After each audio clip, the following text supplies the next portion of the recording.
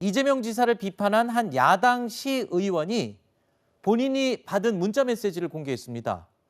이재명 지사를 비판하다가는 끌려간다라는 내용과 함께 잡범이라는 원색적인 표현까지 쓰여 있습니다.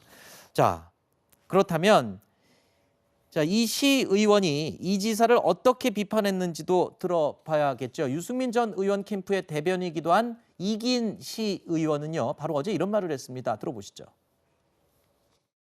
유동규 씨뿐 아니라 대장동 기획을 실질적으로 설계했던 이재명 후보라든지 주요 인사들도 함께 광범위하게 구속해서 수사를 해야 된다고 봅니다. 측근이 취한 혹은 취할 금전적 이득이 얼마나 될지는 곧 밝혀지겠지만 사실 여야 구분 없이 함께 나눠 먹은 거라고 저는 생각을 합니다. 이것을 이재명 후보 본인이 설계한 것이고, 이재명 후보의 입장에서는 여야를 넘나드는 어떻게 보면 이권 공동체를 형성해야 추후 문제가 됐을 때 수세에 몰리지 않을 것이라고 판단했을 가능성이 컸으리라고 저는 봅니다.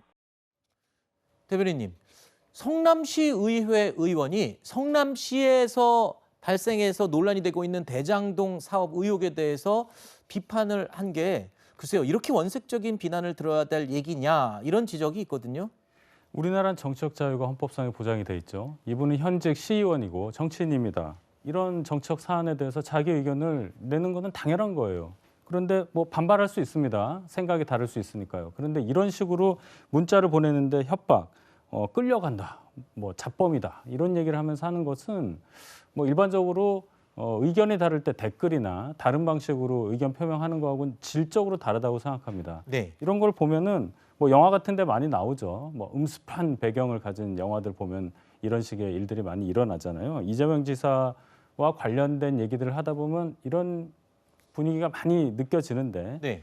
결과적으로는 이기인 시의원이 얘기했지만 어떤 이권 공동체라는 게 정말 있는 게 아닌가 생각이 아하. 들어요. 단순 지지자라면 이렇게까지 할 리가 있겠습니까? 또 윤영찬 의원, 지금 이낙연 캠프에서 일하고 계신 그분에게도 이재명 지사의 지지자로 추정되는 분이 또 협박 메일을 보냈다, 이런 보도도 있지 않았습니까? 네.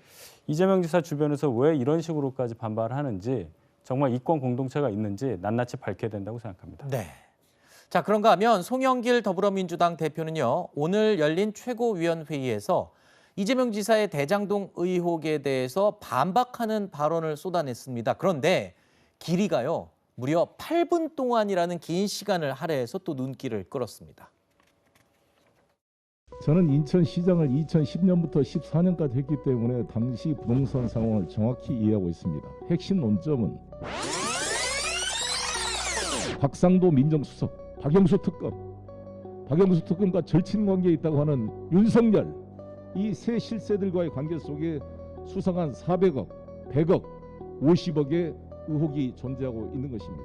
이에 대한 철저한 수사가 필요하다는 점을 다시 한번 강조하겠습니다.